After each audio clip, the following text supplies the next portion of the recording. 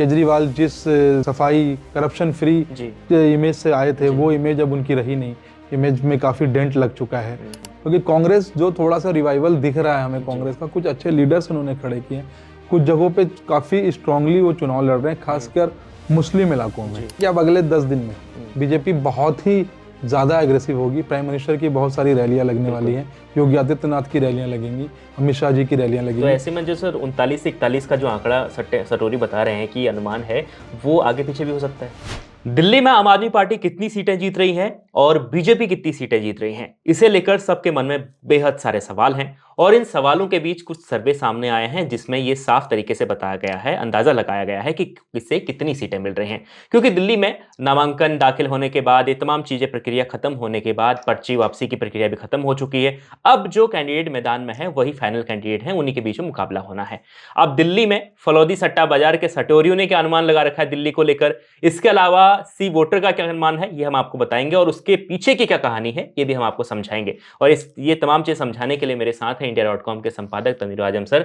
तो सबसे पहले सवाल सर, जो अनुमान लगाया है सटोरियों ने, क्योंकि फलौदी सट्टा बाजार राजस्थान का बहुत फेमस है भारत की राजनीति में, और दूसरा सी वोटर ने, क्या लगता है आपको ये अनुमान कितने सटीक साबित होने वाले हैं? देखिए, पहली बात तो दिल्ली में 5 फरवरी को इलेक्शन है। जी तो जो भी दिल्ली के हमारे दर्शक हमें सुन रहे हैं और जिनके पास वोटर आईडी है, सो प्लीज़ उस दिन आप सारा काम पीछे करके सबसे पहले जाके वोट दें, जी क्योंकि वो धर्म है एक तरह से वोट देना। अगर आप डेमोक्रेसी में है तो वोट देना एक धर्म है, तो प्लीज़ जाके वोट दे के आएँ। अब जो आप बात कर रहे हैं कि कौन सी पार्टी कितनी सीट जीतेगी, जी तो ये फलौदी सत्ता बाजार हो या जो एबीपी का सर्वे हो या किसी का भी सर्वे हो, जी ये लोग जो अभी सीटें दे रहे हैं और जो हम लोग लगातार बात करते आ रहे हैं, आप लोग जाते हैं ग्राउंड जी। पे और भी हमारे साथी जाते हैं, जो वहां से हमें इनपुट्स मिलते हैं, हम लोग शुरू से इस बात को कह रहे हैं कि इस बार आम आदमी पार्टी जीत तो जाएगी, मतलब उसके चांसेस हैं कि वो सरकार तीसरी बार केजरीवाल की बन जाएगी, लेकिन सीटें कम होंगी। और शुरू से हम लोग यही कह रहे हैं कि 40 से 45 सीटों के बीच में वो रहेंगे। जी पिछले बार वो 63 लाए थे, उससे पहले 67 लाए थे, उतनी सीटें तो नहीं आएंगी। और जो सर्वे जितने भी आप तमाम सर्वे देख लें, वो सब में उनको तकरीबन उसी मार्जिन में सीटें दी जा रही है। जी इसके पीछे कुछ वजह हैं। जी पहली वजह तो यह है कि 10 साल की सरकार है, एंटी इनकम्बेंसी है, केजरीवाल जिस क्या बोलते हैं सफाई करप्शन फ्री जी इमेज से आए थे, जी। वो इमेज अब उनकी रही नहीं। इमेज में काफी डेंट लग चुका है। प्लस पार्टी के अंदर भी काफी लीडर्स को टिकट नहीं मिले, लीडर्स नाराज हो गए, वो दूसरी पार्टीज बहुत में सारे चले लीडर गए। छोड़ के चले गए। हाँ, फिर आप दूसरी पार्टी से लीडर्स को ला रहे हो, जी तो ये मतलब पार्टी अब पहले जितनी मजबूत नहीं है। जनता के बीच में भी वो इमेज जो है उसमें डेंट लगा है। हालांकि केजरीवाल ने बहुत सारी स्कीम अनाउंस की हैं, हेल्थ से लेके सबके लिए, किसी न किसी को हर कुछ न कुछ फ्री में देने की जो बात है, उससे थोड़ा उनको फायदा होगा, लेकिन इतना फायदा नहीं होगा जैसा कि हमारा अनुमान है। जी दूसरी बात है बीजेपी। बीजेपी जिस तरीके से चुनाव लड़ रही है, जितना एग्रेसिव लड़ रही है, हमने बीजेपी को पिछले 2 चुनाव में इतना एग्रेशन नहीं देखा था। और ये अब जो हमारे पास आज जो रिपोर्ट आई है, उसमें यह है कि अब अगले 10 दिन में बीजेपी बहुत ही ज्यादा एग्रेसिव होगी। प्राइम मिनिस्टर की बहुत सारी रैलियां लगने वाली हैं, योगी आदित्यनाथ की रैलियां लगेंगी, अमित शाह जी की रैलियां तो लगेंगी। ऐसे में जो सर 39 से 41 का जो आंकड़ा सटोरी बता रहे हैं कि अनुमान है, वो आगे पीछे भी हो सकता है। देखिए, बीजेपी अक्सर हमने ये देखा है पिछले कुछ इलेक्शन में, तो हम लोग ये देख रहे हैं कि लास्ट के 10 दिनों 15 दिनों में उसने पूरा खेल पलट दिया। जी तो मुझे बहुत ज्यादा हैरानी नहीं होगी कि बीजेपी ये इलेक्शन जीत जाए। जी लेकिन अगर केजरीवाल 63 से घट के अगर वो 40 पे आ जाते हैं, तो वो भी बहुत बड़ी हार ही आप समझिए। बीजेपी का जो बेस्ट पार्ट वो है कि वो उनका एक वोट बैंक है ना, जो लगातार इंटैक्ट है। वो जो 34-35% का उनका वोट बैंक है, वो इंटैक्ट है। इस बार अगर उन्होंने 2-4% भी बढ़ा लिए जी तो वो काम हो जाएगा। या कांग्रेस ने अगर अपने 10-12% वोट बढ़ा लिए, तो तब भी वो केजरीवाल का ही नुकसान होगा, क्योंकि कांग्रेस जो थोड़ा सा रिवाइवल दिख रहा है हमें कांग्रेस का, कुछ अच्छे लीडर्स उन्होंने खड़े किए हैं, कुछ जगहों पे काफी स्ट्रांगली वो चुनाव लड़ रहे हैं, खासकर मुस्लिम इलाकों में। जी और मुस्लिम इलाके वो सारे वो इलाके हैं जो अरविंद केजरीवाल की पार्टी के हैं, सारे एमएलए वहीं के थे। अगर वो, क्योंकि बीजेपी को वहां पे बहुत ज्यादा स्कोप नहीं दिख रहा, लेकिन अगर आम आदमी पार्टी वहां से हारती है तो वो बीजेपी का ही फायदा है। तो मेरे ख्याल से ये सारे अगर फैक्टर्स को हम लोग जोड़ लेते हैं, तो एक तरह से ये पाया जाता है कि केजरीवाल का नुकसान हो रहा है, बीजेपी का फायदा हो रहा है। कांग्रेस 0 पे थी, अगर वो 0 से 1 पे या 2 पे भी आती है तो कांग्रेस का फायदा ही होगा। अगर 0 पे भी रह जाती है तो उनके लिए नो पेन और नो गेन वाला हिसाब है।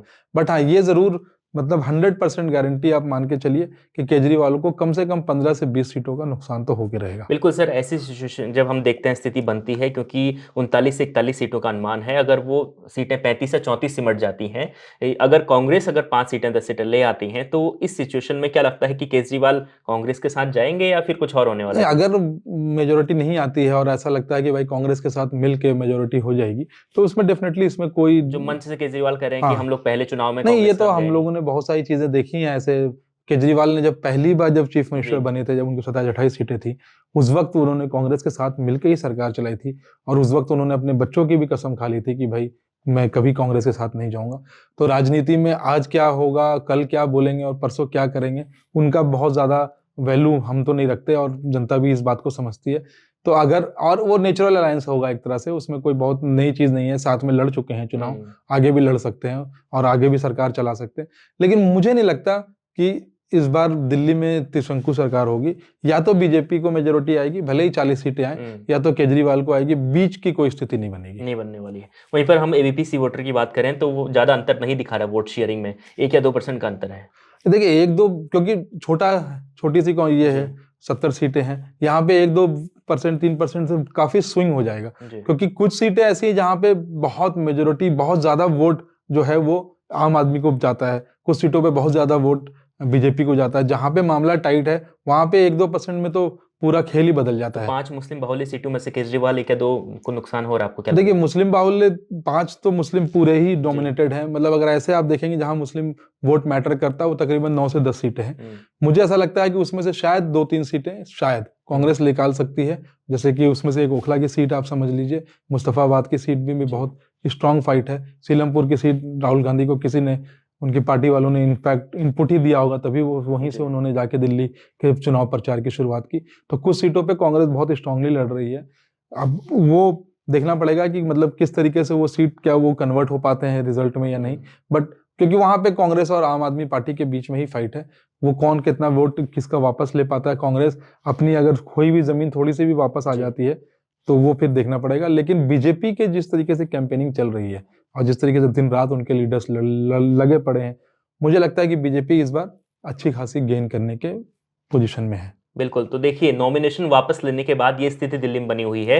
ये तमाम सर्वे जो आए हैं, ये नॉमिनेशन वापस जब ले लिया है लोगों ने, अपना पर्चा वापस ले लिया है जिन लोगों ने ड्रॉप करना था, तो उसके बाद की स्थिति है। लेकिन अब इसमें सबसे जो चौंकाने वाली बात ये है कि अब बीजेपी ने अपना चुनाव प्रचार तेज कर दिया है। बीजेपी के जितने स्टार प्रचारक हैं, चाहे वो प्रधानमंत्री नरेंद्र मोदी हो या अमित शाह हो या दूसरे उनके योगी आदित्यनाथ हो या कोई और नेता हो, वो अब दिल्ली में लगातार रैलियां करने वाले हैं। इसके बाद दिल्ली का क्या माहौल बदलता है, ये बेहद चौंकाने वाला हो सकता है, ये देखना बेहद दिलचस्प हो सकता है। दिल्ली से अगर आप हैं तो बताइए कि आपके इलाके में कौन सा कैंडिडेट आगे है, कौन सा कैंडिडेट पीछे है, कौन सी पार्टी दिल्ली में जीत रही है। कमेंट कर जरूर बताएं और रोजाना देखते रहें इंडिया.com। आपका बहुत बहुत शुक्रिया।